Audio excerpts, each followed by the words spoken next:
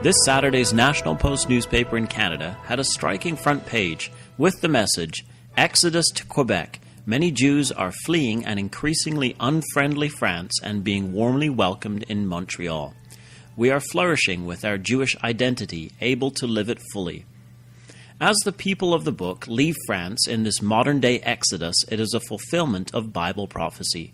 Welcome to Bible in the News. This is David Billington with you. As anti-Semitism rises in France, the Jewish population is feeling increasingly uncomfortable. Most of the hatred and incidents seem to emanate from a large Muslim population in France. However, French society seems unwilling to take a stand and stamp it out. The National Post article contained a paragraph about the Jewish Community Protection Service report on rising anti-Semitism. Every year, the non-profit Jewish Community Protection Service publishes a report on anti-Semitism in France, using information provided by the French Ministry of the Interior. The report for 2014 found that the number of anti-Semitic acts had more than doubled from the previous year, rising to 851. Even 10 years ago, anti-Semitism was on the rise in France. Today it is much worse. Here is another snippet from the National Post article. Frederick Sadoun moved from Paris to Montreal with his wife and young children 10 years ago, as anti-Semitism began to rise in France.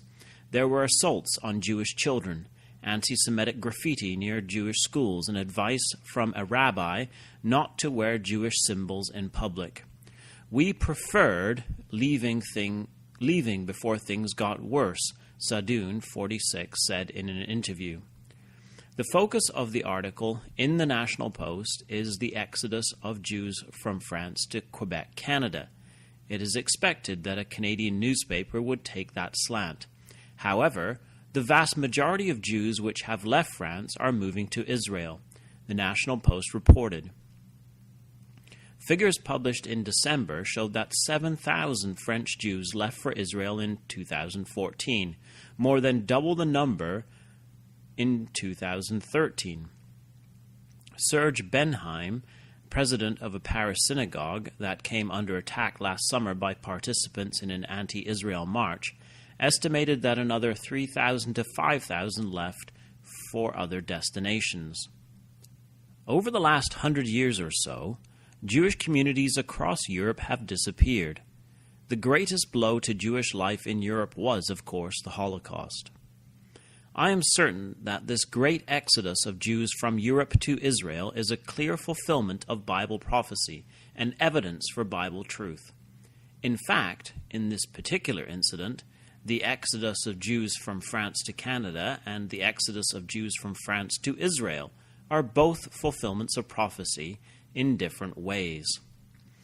First, how is the exodus of Jews from France to Canada and other countries a fulfillment of prophecy?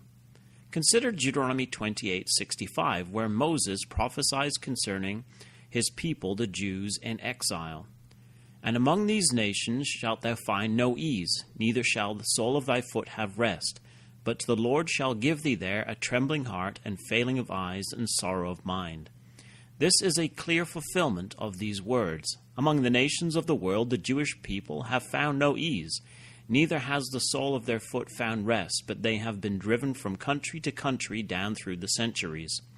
Thomas Newton in 1754 considered this fact and similar fulfilled prophecies concerning the Jewish people in his book entitled Dissertations of the Prophecies, which have remarkably been fulfilled and at this time are fulfilling in the world.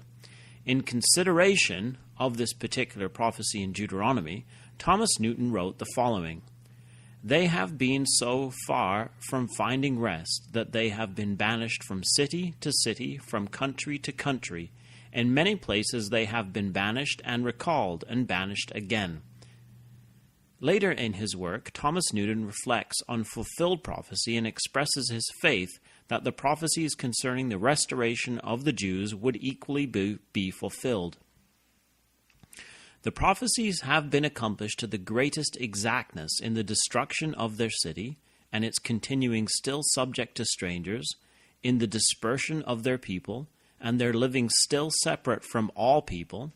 And why should not the remaining parts of the same prophecies be as fully accomplished too in their restoration at the proper season, when the times of the Gentiles shall be fulfilled? Can it be a coincidence that the Jewish people have had this exact experience down through the centuries, over and again, right down until our own day, and yet remained a distinct and separate people from all others? They have survived unprecedented persecution in events such as the Holocaust and the pogroms in Russia. When Thomas Newton took up his pen in 1754, it was 143 years before the first Zionist Congress, which took place in 1897. In our time, the return of the Jews to their ancient land, which Thomas Newton expected from his faith in the Scriptures, has become a fact. This, then, is a clear fulfillment of prophecy. In the events of the modern-day exodus of Jews from France to Israel, consider the following scriptures. Luke 21:24. And they shall fall by the edge of the sword, and shall be led away captive into all nations, and Jerusalem shall be trodden down of the Gentiles, until the times of the Gentiles be fulfilled. Zechariah 2, verse 6. Ho, ho, come forth, and